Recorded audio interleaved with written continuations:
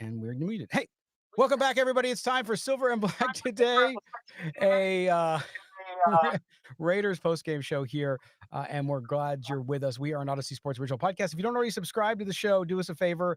Make sure you do that. In fact, we're going to flash up this QR code. Guess what? You can scan that with that little phone of yours, and you can subscribe to the show wherever you get your audio. Don't forget to rate and review. Also, if you're watching us on video, brought to you by our good friends at BetUS. This is the BetUS post-game reaction show.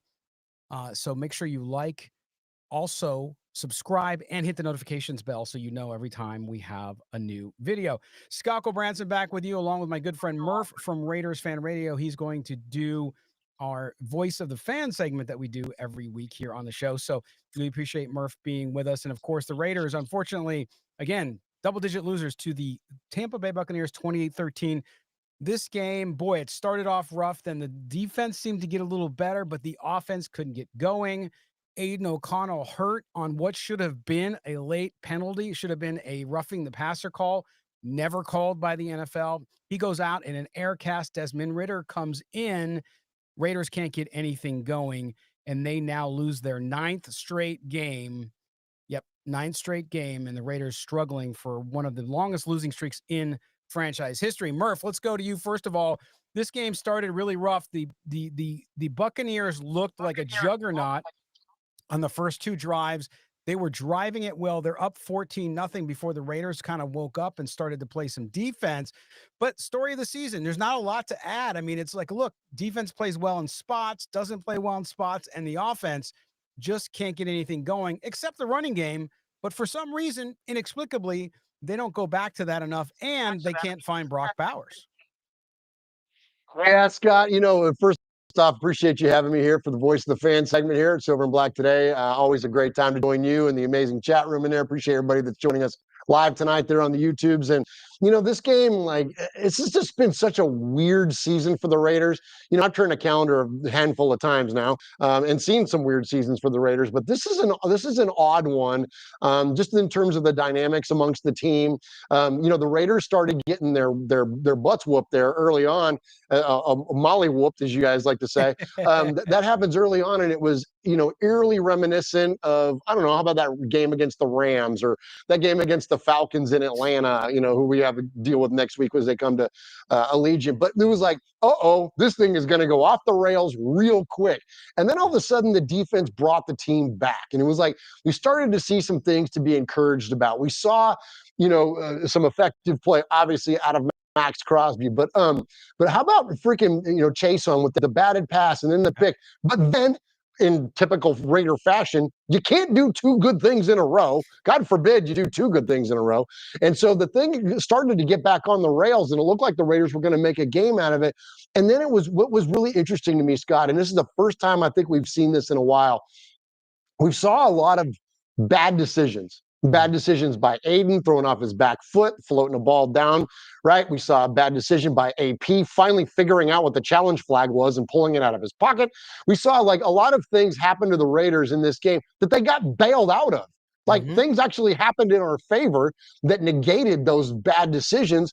And the Raiders hung around in this game until, like you said, NFL officiating showed up. And this is not Murf, conspiracy theory guy over here, but for a league that consistently and constantly focuses on protecting quarterbacks, they do an awful crappy job of protecting quarterbacks on certain football teams. And I think that Abe's already dealing with an injury before that stupid play happens. And then God knows what, I don't even know. I didn't hear, did he break his leg? What the deal is, the hypocrisy of the NFL at times really blows my mind. And it's more than just the quote protecting of quarterbacks, but there are, for a league that's brilliant at marketing and markets itself globally so effectively, they are awful hypocritical when it comes down to certain things. And Scott, frankly, Raider fan or not, that drives me badass crazy to see these kind of things unfold in an NFL game and just the overall structure of the NFL at times. Yeah, and it's the reason I called it inexplicable is because in any other game, now I'm not saying it doesn't happen to other teams. I know Raider Nation is hypersensitive to this because of the real well documented kind of bias against the Raiders in the past. It doesn't seem like it's been as bad the last few years on that, but I've seen it happen in other games too, where a call that's barely should be anything where a guy actually tries to roll off, they call roughing the passer. Then clearly here, the ball is out of Aiden O'Connell's hand completely. The defender is not in the process of trying to get him. It's after the fact, and he shoves him that results in an injury. And listen, it should have been a penalty whether he got injured or not. And to me, you're absolutely right. It's hypocritical because they're not consistent. And this is the problem with NFL officiating. It's not that bad calls don't happen, they happen all the time. It's just that they're inconsistent with these areas where they're focusing on. Of course, this one, of course, with the hip drop tackles and all that. We've seen early in the season, man, every tackle that was a hip drop or could have been close to it was called. And then in recent weeks, we've seen guys get injured by hip drop tackles where they don't even call it. So the consistency there, you 100% hit on it there, and unfortunately, it took Aiden O'Connell out of the game. Might be the end of his season. We don't know the extent of the injury. Hopefully, if anybody saw or have seen an update, drop it into the chat there as we're live, so we can't really see right now.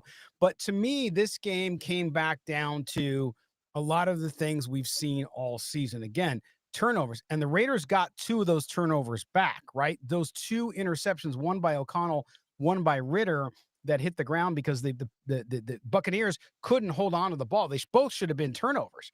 So the Raiders got lucky there. But then we see the Raiders do something better, right? Which was they created turnovers for the first time. I tweeted out, hey, this is the longest since 1959 that a team has given away 12 fumbles and hasn't gotten one. Boom, next drive, they get a fumble.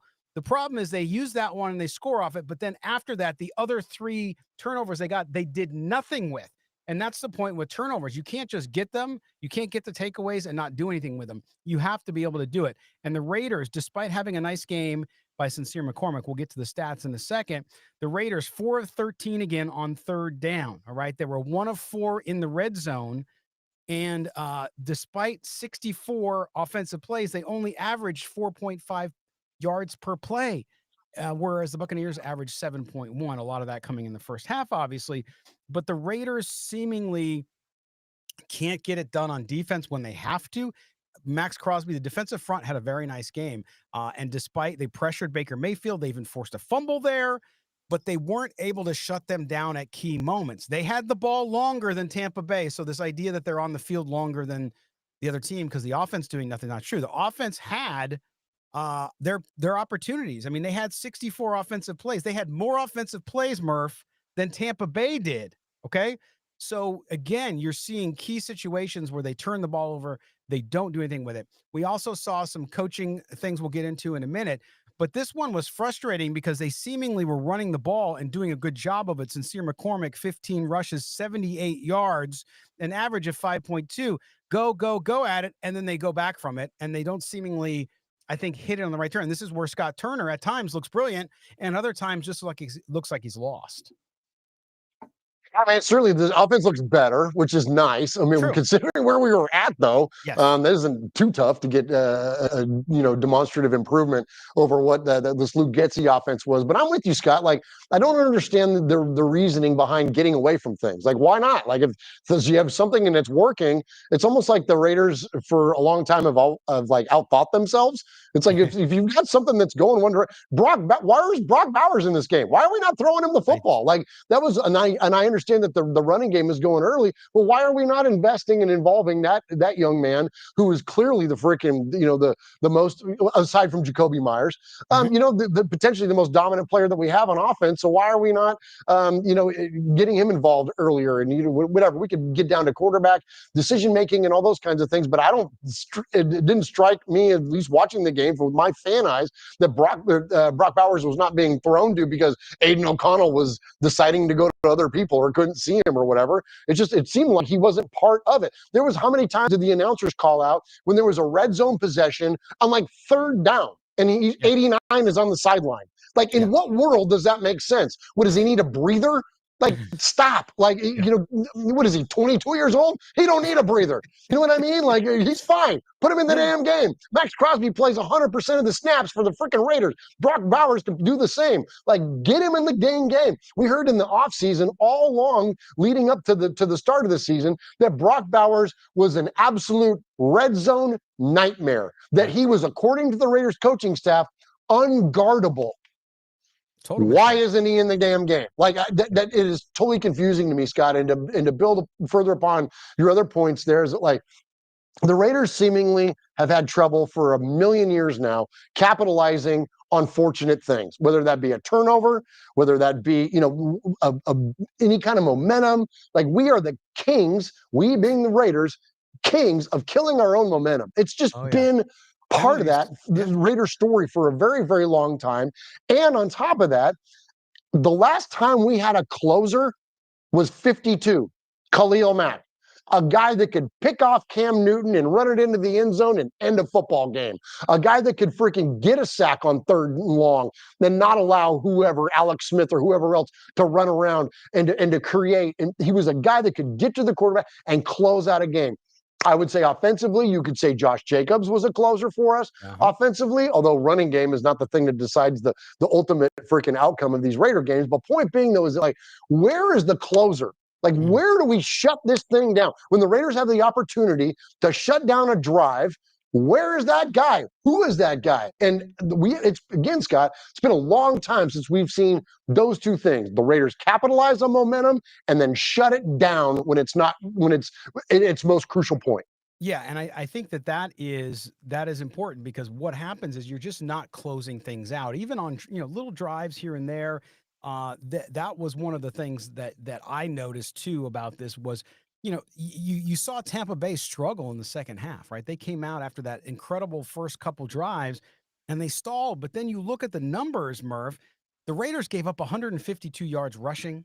They gave up 420 yards in total offense. I know a bunch of them came at the end there.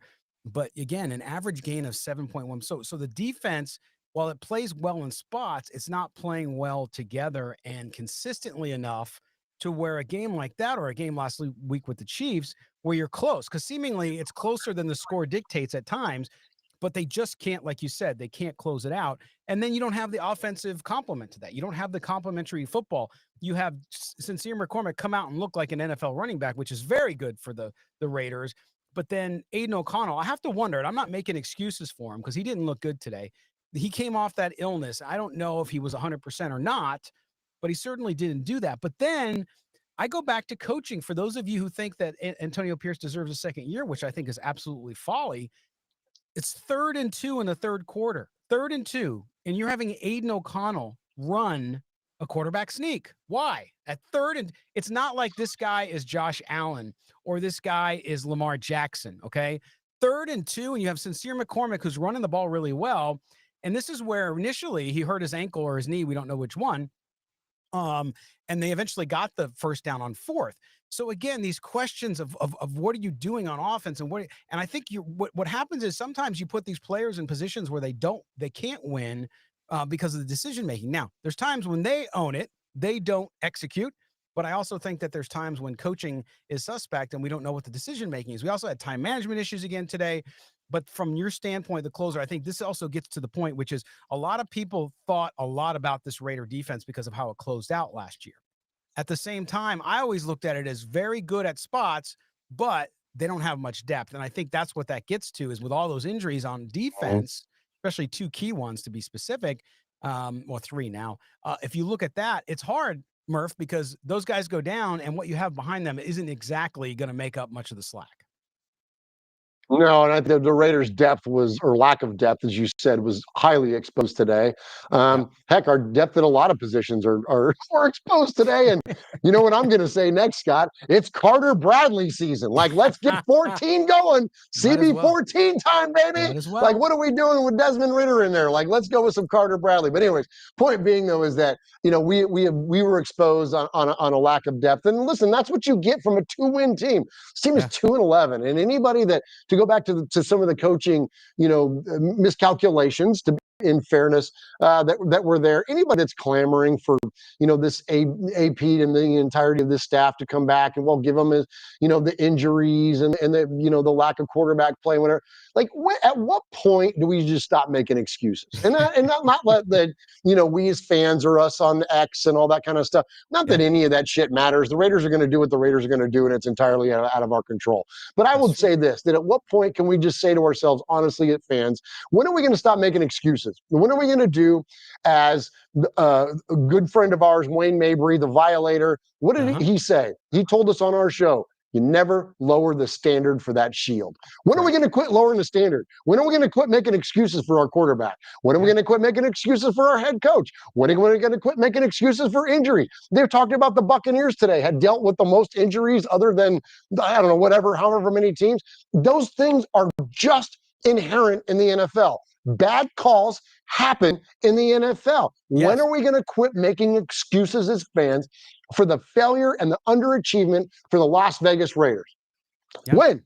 Like, at what point? Like, and I know people love it when I pick on Derek, and they love to call me out for picking on Derek. But how many apology letters did we get about Derek Carr? Like, let's stop that. Let's stop apologizing for the Raiders, and let's hold them accountable as fans for their lack of success. It's 2 freaking wins. What do you want? You want to keep this coaching staff? You want to keep that quarterback? God dang it, I love Aiden O'Connell, and I think it's highly unfortunate for the way that he got hurt on that play. And prayers up, and I respect that young man, and he's gritty, and he has toughness, and there's no question to his character and his ability and his dedication. But when it comes to playing quarterback in the NFL, he ain't there. And it's okay.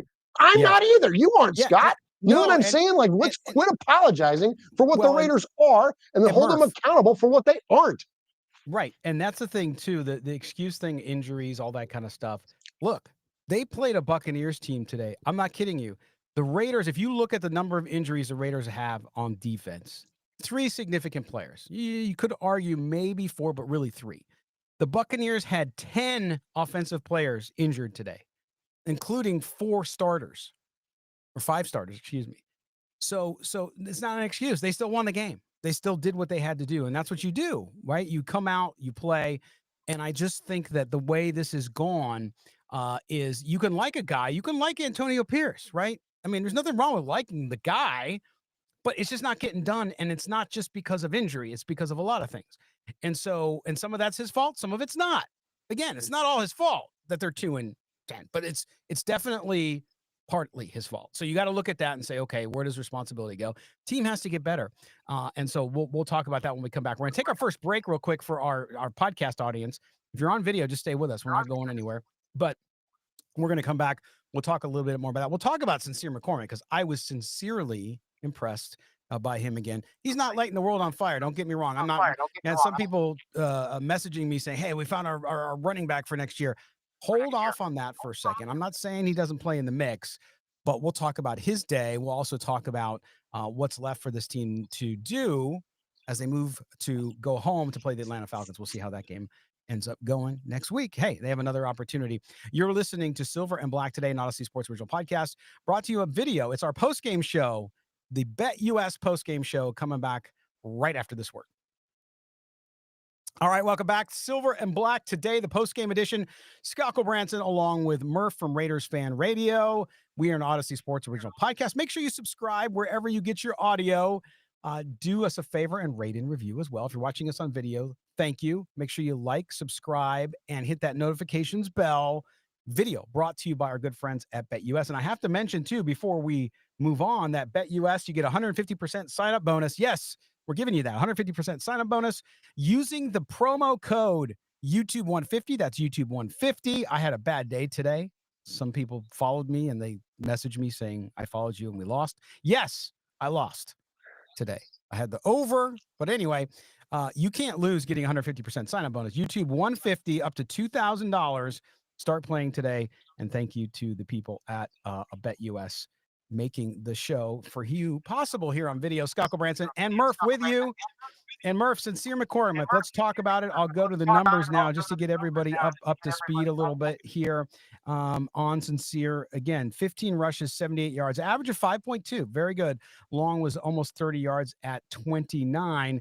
And I think what we see with Sincere McCormick is a guy who could be in the mix next year. I think the Raiders will draft a running back and see who else they sign, but they do need a young running back. And I think he has shown the explosiveness. He's working hard. He hits the hole hard. He is a tough-nosed runner, Murph. And to see the Raiders establish the run, even if they don't follow through on it at times, That's why they were in this game for most of the game, was because they were able to do what Antonio Pierce talked about in the offseason, which is we're going to be physical, we're going to run the ball. And that's exactly what he did today. And shout out that young man, and I got a lot of respect for him for hanging in there. Had a great career at UTSA, hadn't had to deal with a lot of injuries, and being on the practice squad for the Raiders, kind of getting buried on the depth chart behind Josh Jacobs, and then ultimately Zamir White, and so for him to remain resilient and that work ethic and the character that he's demonstrated, it's a good story. Like, that's a fun story for the Raiders, and so I like to sell, and fun for him, and celebrate him as a Raider fan. Also, to that said, one of the things that we talked about last week, coming off of that Chiefs game, was that what are the areas that the Raiders got better? Because it's been a slow downhill process of regression ever since we beat the Ravens in Baltimore. And so since then, what has gotten better? And coming off of that Chiefs game, we talked about the running game. And I want to highlight that again, because they talked about it today. This is what, the fifth game or third game, whatever it is, that where you've got all five of the same starting offensive linemen. And that's the thing about the running game.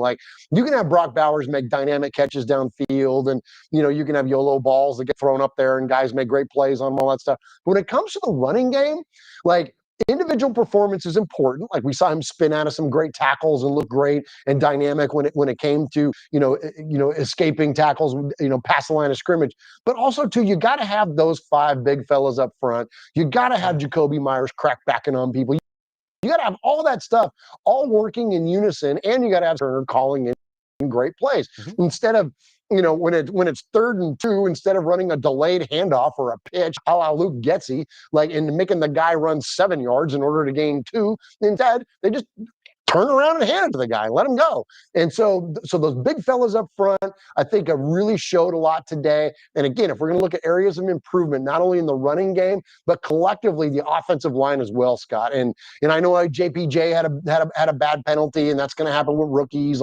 But as an overall, these 5 guys up front, that's something to be encouraged about going forward into next year, especially if we're talking about a young quarterback and needing to protect him. Yeah, and I think too, you saw today as well, Michael Mayer had a great game, 9 targets, 7 catches, 68 yards as well. So they didn't get the ball to Brock Bowers, but he sure found Michael Mayer, which I think shows you, because I know some people, after Michael Mayer was away with his personal reasons, when he came back, we could trade him, we have Brock Bowers. No, you use both those guys. So to your point, you get a quarterback in there. Yeah, you need another wide receiver, but you know what? With those 2 guys, Jacoby Myers, if you can bring him back, I think you're in a good shape. Now, the key there, though, and I want to touch on this, because the point about being able to run the ball, you got to be able to run the ball, and they've been doing it more effectively the last 2 games. Unfortunately, hasn't resolved the ability to win a game, but that's okay. Again, it's about progress. But it goes back to quarterback play. For those of you, and I saw a lot of you out there, and I'm not calling out anybody individually because, hey, people get excited, that wanted to name Aiden O'Connell. I had people tell me, hey, we'll just roll with Aiden O'Connell, take Travis Hunter in the 1st round, and we can get a quarterback in the 2nd or 3rd round. I think you saw today the importance of that. Aiden O'Connell struggled for whatever reason, but then even on some of the plays you saw, he's just not that athletic. It's not that he's not a good quarterback. I think he can be a backup and a very important piece for this Raiders team. I think having a guy like that as your backup is great, especially a young guy who's continuing to learn, because he can throw the ball. He can come out and win a game for you. He can. He's done it. But I think it shows the importance again of quarterback play, Murf. And today you saw a guy on the other side with Baker Mayfield, who was touted, didn't have a good start to his career, kind of punted around, and now he's found his place in Tampa. He didn't have a great game today, but he did enough to win. And I think that's what you see from quarterbacks who get over that hump. And I think the Raiders need that piece. They need somebody who's going to come out there and just lead them and be the alpha dog, if you will. It doesn't have to be he's a yeller or that kind of leader, but somebody who's just going to come out and get it done. And look, if you don't think that quarterback is that important, then you got to look around the league and look at the teams who are doing well. And that's exactly what you see. And it's unfortunate, because I think the Raiders do have, even with the trouble up front early on until this offensive line started gelling a little more together, I think they have enough pieces where they could have won a lot more games had they had consistency at quarterback play, and then maybe some consistency on the defensive side too. I agree with you, Scott. And how dare you slander Lamar O'Connell that way, though? I mean, crying out loud, he had that one really nice scramble He where it was did. like it was like the March of the Ents. It was like if anybody's ever seen Lord of the Rings, it was like watching him like go for that first down. And again, I Oh my had no goodness. disrespect to Aiden, and I love him, but yeah, he's challenged when it comes to certain areas of playing QB, and that's not no fault of his own or his work ethic or anything like that. So it's not like I have fun poking at him a little bit, but we need a quarterback, man. And when you talk about the what Baker did today, Baker's got more rushing yards in his career this season than he ever has, and he's a Yeah. pretty mobile guy, and was kind of his thing coming out of Oklahoma and all that. Like he was Brett Favre 2.0 and all that stuff that we remember hearing about Baker Mayfield coming out. And so that I'm with you. You've got to have the functional mobility. Hey, right? You got to have that when it comes to the NFL nowadays. And not that you can't be Jared Goff and have success, but ultimately it comes down to like you've got to have when those things do happen, you've got to be able to break out. When the pocket breaks down, you got to be able to create. Heck, Derek is like that. For those of you that want to hear something positive about Derek, there you go. Once upon a time, that guy was epic at getting out of the pocket and being accurate on the run. Like that was part of Derek Carr's game. And so that's what the Raiders are lacking when it comes to quarterback. And frankly, Scott, when it comes to the upcoming draft, not to jump too far ahead, but there's one guy to me that really embodies that ability. And the Raiders took another step further towards securing that. And that is Shedeur Sanders, man. It's like that's kind of where this thing seems to be heading. And I don't know. We can read tea leaves. We can, there's so many volatile things that still we have to go through and variables and all that kind of stuff. But ultimately, like that is the perfect guy to be behind this offensive line, to helm the Raiders, and to take, and to be able to demonstrate the things that we are currently lacking as a football team offensively. Like to me, like that's where my brain goes. And after that, Scott, like you talked about, going back that, well, maybe we could draft Travis Hunter and then we could supplement with a later round quarterback. Did anybody watch college football this last weekend? You want Quinn Ewers? You want Carson Beck? You want any of these guys? Like, I mean, it's a hard drop off after Shedeur Sanders and Cam Ward. And I'm not even sold on Cam Ward because a lot of the throws that he makes are picks in the NFL. So I don't know, man. It's slim pickings for the Raiders in the draft this year, Scott. But I'm with you. Like as much of a generational and/or lifetime talent as Travis Hunter is and is going to be in the NFL, we got to swing on a quarterback. We got to swing on a quarterback until we freaking hit on one. Yeah, I agree. A lot of people too talked about free agent market. Really, there's not going to be any good free agent quarterbacks except for Sam Darnold, and they're estimating Sam Darnold's going to get pay him $50 million a year. Like, yeah, they're estimating $100 to $120 million contract. I don't know that you want to give that to a guy based on 1 year where it appears he figured it out. Now, I hope for his sake. I mean, it's a great story, and maybe he's going to do what Baker Mayfield did, and suddenly he's got it right because he's a young guy. But man, what's a bigger risk, that or taking a young guy and going that route? I think if the Raiders stick where they're at right now and they're in the top 2, they'll get one of those quarterbacks, either Sanders, who I agree with you. I think he's a perfect fit, and a lot of people I think read too much into Dion saying, "Oh, AP, we love you. We want you to draft our boys." That's more about the Raiders drafting him, not Antonio Pierce, because there's not much to like about a guy who's gone 7-15 and obviously he's lost 9 in a row. But he's just being cordial because they were at an event together. But I do believe, I agree with you. I know some people don't like Shedeur Sanders because of the whatever you want to call it, the cocksureness or the fact that his attitude. He's never been in any trouble, any of that kind of stuff. So I don't know where that comes from. Plus, I think you're right. I think he fits in well with the team and with the Raider motif, if you will, right? He's got that swagger. Don't you want a quarterback who's got swagger? I would. Makes perfect sense to me. So we'll see. But I think that's what the Raiders need to focus on. But in the meantime, the rest of this year, I listen, I know everybody always likes the backup quarterback or the third string quarterback, but the Carter Bradley thing, why not? At this point, Antonio Pierce is trying to save his job. But at the same time, I think that, if you have Desmond Ridder, you know what you have. He obviously doesn't have a lot of confidence in Ridder because he could have started Ridder before and he did not. And so now with Aiden O'Connell, again, we don't know. Hopefully Aiden O'Connell's not out for a significant time, but in an aircast doesn't look good. And if he's out next week, give the kid a chance at home and just see what happens. I mean, again, you have to learn, who do you have developmentally that you want to get a look at in live game action against teams. I mean, the Falcons are in the hunt with the Buccaneers for that NFC title in that division. So they're right knotted up right there. So they have a lot to play for. So they're not coming out and playing patsy ball. They're going to come out and play you hard. Why not let the young quarterback play and see what he's got? Yeah, I agree, Scott. I mean, I mean, and it's funny because I caught a lot of heat about the Carter Bradley thing early on, but like at this point, like for real, like what do you got to lose? Like, like we've already seen what there was a reason he was on the practice squad. Like, and no disrespect to Desmond Ritter, but he is Yeah. what he is. And so Sure. let's look and see what the next, level of depth is for this Raiders football team. You know what I mean? Like, and it's because you have to hit on a quarterback.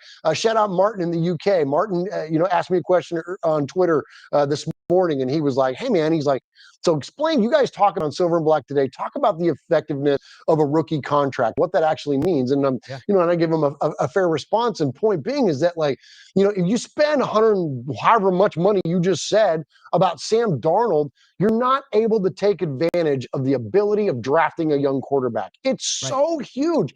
I think it gets lost on folks as much as we as Raider fans. We want to look for the next Jim Plunkett or the next Rich Gannon or whatever. Those days are over, y'all. They just are. Yes, there is a version of that where you have a Sam Darnold or a Baker Mayfield, but they are few and farther between than hitting on a top round quarterback. Look at the best teams in the league. They swung for a quarterback. And it's just a matter of fact. It's Josh Allen, it's Joe Burrow, it's Lamar Jackson. Like all these guys are either top or mid first round picks. And then occasionally you get a team like the Niners that luck out in the 6th round with Brock Purdy. Occasionally those, or the Patriots, if you want to go to Tom Brady. Occasionally those things happen. But for the most part, you got to swing on quarterbacks until you finally freaking get one. Right. And so Right. maybe Carter Bradley is a serviceable QB in the NFL, but until you start him, you don't know that. So let's explore every option, because I think we can all agree fairly is that this league and these teams go the direction of your quarterback. The end. Like, I don't No know doubt. how it's more the most important position probably in all of sports, more than a goalie, more than a first baseman or a pitcher or whatever. The starting pitchers start every 4 days or 5 days or whatever, and they only throw 100 pitches because that's all they let them do nowadays. Your starting quarterback is in there every game and touches them like it's the most important thing. So focus your importance on acquiring said guy. And until you get one, keep on swinging, man. Because as what's his name, Brent Bean or whoever the guy is, the general manager of the Buffalo Bills, he traded 2 first-rounders to move up and to go get this big quarterback out of Wyoming that people were critical of. And he said, you know what? If it doesn't work out, neither one of us are going to be here anyway. So he did it. That's where Tom Telesco's brain needs to be. That's where the Raiders' brains need to be. I don't care what regime you bring in, swinging a goddamn quarterback until we get one that's undeniable. Right. And I know a lot of people, a lot of the argument the other way is, well, there's no guarantee. Well, there's no guarantee in anything. There's no guarantee Travis Hunter will be a good NFL player. There's no guarantee that Shedeur Sanders, there's no guarantee any of them will. It doesn't matter how good they are in college, right? But to your point, you got to take a swing. And by the way, I keep telling people this, we talk about the rookie contracts. Why is that important? I had somebody tell, well, why is that important? Because of the money and building the team. Like you have to have, it's the most expensive position on the field. Okay. So if you go out, let's just sign Sam Darnold instead. Okay. So you sign Sam Darnold. Let's say the market goes crazy. You got to pay him $125 million. Well, that takes away from everything else you got to spend money on, right? So with a rookie quarterback, you don't have to do that. They're going to get their $30 million bonus up front, but their deal is small for the first 5 years, right? Hopefully they have to renegotiate after 3 because they're so damn good. But let's just say they don't. So you do that and you look at the stats, Murph, 9 of the last 11 Super Bowls. So not just 1 or 2, 9 of the last 11 Super Bowls included a quarterback on a rookie contract. Hello. How much proof do you need, right?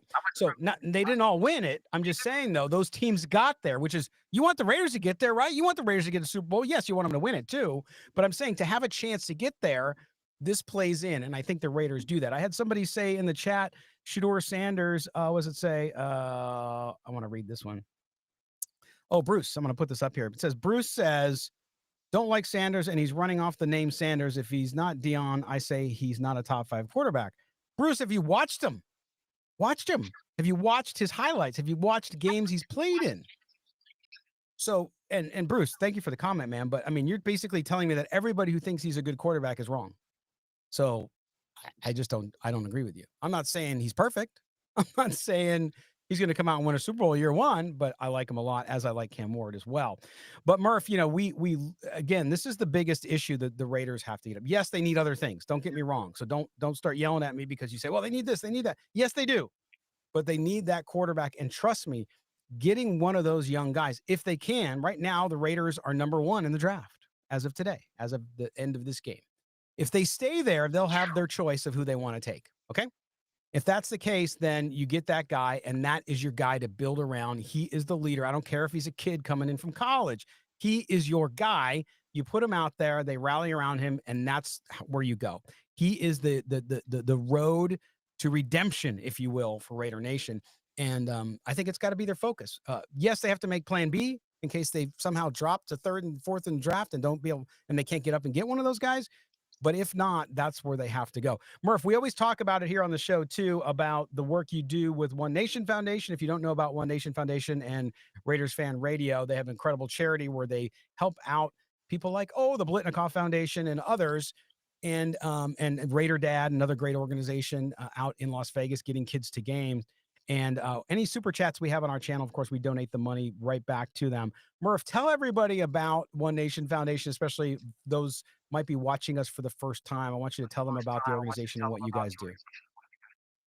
Thank you, Scott. So once we figured out we can make some money with Raiders Fan Radio, we started a nonprofit called the One Nation Foundation, and we give 100% of the money that we make away to Raiders-related charities. So that's merchandise sales, that's advertising dollars, that's anything we get from YouTube, like any super chats, any direct donations, any of that. We give 100% of that money away. And I want to highlight this week, I want to talk about the Blitnikoff Foundation, the absolutely just you can't get better people than Angela Blitnikoff and Fred Blitnikoff. Like, they are absolutely the sweetest souls in the world, and had to go through a devastating occurrence in their life when they lost their daughter Tracy, who was taken at the hands of domestic violence. And so they created around her memory Tracy's Place of Hope and the Blitnikoff Foundation in order to take young women that are at risk of domestic violence and substance abuse, and not only give them a safe space, but to offer them rehabilitative services. This is, just learn, just domestic abilities and those kinds of things.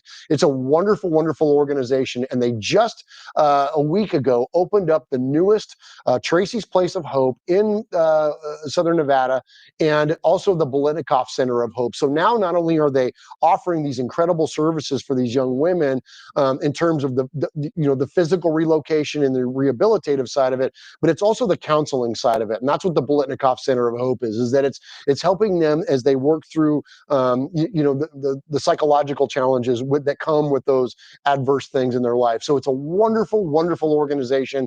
100% of the money that we make on Raiders Fan Radio all goes to folks like that. And so you can't.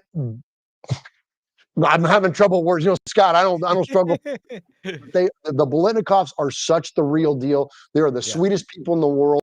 And Fred and Angela are as advertised. And so I would encourage you to, heck, you don't even have to give to us to the One Nation Foundation. Give to the Blitnikoffs, man. Find the Blitnikoff Foundation. Help them out as they raise money to continue to broaden their scope. They want to roll out Tracy's Place of Hopes around the country, and we are just honored to be a small part of that. And so if you would be so kind to endorse Raiders Fan Radio, not for our benefit, but because that's how we raise money to give to these folks, is by advertising dollars. And so even if you can't, donate monetarily, hit a like, hit a subscribe, hit a thumbs up, help out here first and foremost at Silver and Black today. And thank you to Scott always for your platform. But if you want to check out a bunch of knuckleheads talk about their favorite team and have a cocktail, come check us out at Raiders Fan Radio as well, and hit a like and hit a subscribe there. Audio podcast, you can find us anywhere. But 100% of the money, we're going to remain dedicated to giving to Raiders related charities and then even growing from there as well. So thank you, Scott. Thank you for the platform for the One Nation Foundation. We love you so much. And thank you, Raider Nation, man. It's your generosity. It is your willingness to uplift communities. And when we say that this thing is La Familia, it ain't a joke. So thank you guys very, very much. And thank you, Scott. Oh, no, my pleasure. Thank you guys for all that you do. You and Jeff and Michelle, everybody does it. We got some people making fun of your cameras because it looks like you're having some connection issues, so it's a little fuzzy, but that's okay. Just pretend you had a bunch of drinks and you're talking to Murf at the bar, okay? I was going to say, I'm a little fuzzy all the time. Like, what are you talking about? I'm looking at you. Yeah. You're fuzzy. Not you. Well, you, Scott, but the proverbial you, everybody in the chat, you're all fuzzy. You're all fuzzy. It's a Raider game. I was having cocktails. Leave me alone. I love it. But make sure you support them. Follow Murf on X @_MURF. And then, of course, go, like you said, follow the show. And Wednesday nights are a great time. Make sure you check in on Raiders Fan Radio so that you can do that. Also, the audio. Yeah. So you're driving to work. You want a good laugh and a good conversation on your way to work on Thursday, or your commute if you're on a train or a bus, however you get to work. Do that. You can listen to it the next morning if you can't take part in it live. So do that. And again, thank you, Murf, for doing all that stuff. But Murf, going home next week to play the Falcons, the Raiders are, and you look at the situation, and like you said, Carter Bradley, I want to see them continue to feed Sincere McCormick and see what they're able to do there and let this kid try to finish it out. And hey, if he can continue to be consistent as he has this past several weeks, the Raiders can go into the offseason knowing that, hey, we got to go get some more, but at least we have somebody there that we know can run the ball for us. Yeah, man, absolutely. Can I say that I'm kind of excited to see it? It's like, I feel like we've gotten to the point of this Raider season where it's warranted to see the hardest of resets and to see where this team is going to go with their play on the field against, like you said earlier, a hungry Falcons team. This is a team that's battling for the division with those Buccaneers, and they're going to come into play, man. And so to see what this Raider team, like, we're going to really find out what this Raider team is made of. I thought that we got glimpses of that early on in this game, the way that it went downhill fast. And I thought, oh, here's the point in the season where the Raiders quit. Because we've seen that out of our Raiders numerous times where, okay, AP finally has lost the locker room, but we didn't see that today. Are we going to see it next week? And that's something to stay tuned for. It is, absolutely. And of course, that's a Monday night game too. So the Raiders, if they're going to play a complete football game, it might be a good time to do that on Monday Night Football and while everybody's watching. And so we'll see how that all goes. But it'll be an exciting night at Allegiant Stadium, no matter what, even though it's been a tough season and all that stuff. It's always fun to get hyped up for. And I know Raider Nation does, for Monday Night Football when you have that national stage. So it'll be good. Murf, we will see you next time, my friend. I appreciate you being here as always. Absolutely. Thank you, Scott. We're the Kings Monday night. Let's kick the Falcons' ass. All right, there you go. There's Murf. And again, make sure you follow Raiders Fan Radio here on YouTube or wherever you're watching. And make sure you follow them as well on x.com and the audio version of the podcast too. So thank you guys for being with us.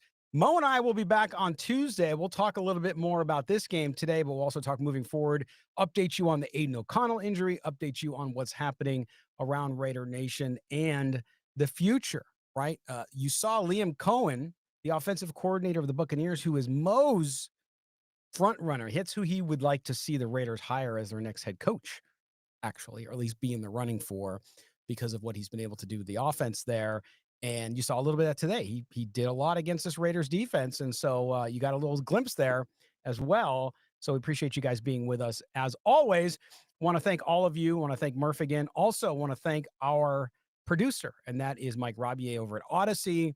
Want to thank my co-host Mo Moten. Be back with me Tuesday. And thank you again for taking the time to check out the post-game show. Until Tuesday, thanks for being with us. Silver and Black Today video brought to you by our good friends at BetUS. And don't forget, folks, you can't forget 150% sign-up bonus. Just use the promo code YouTube150. That's YouTube150 from the great people at BetUS. Talk to you guys on Tuesday. Thanks, Raider Nation. Enjoy the remainder of your weekend and have a great week ahead. Bye-bye now.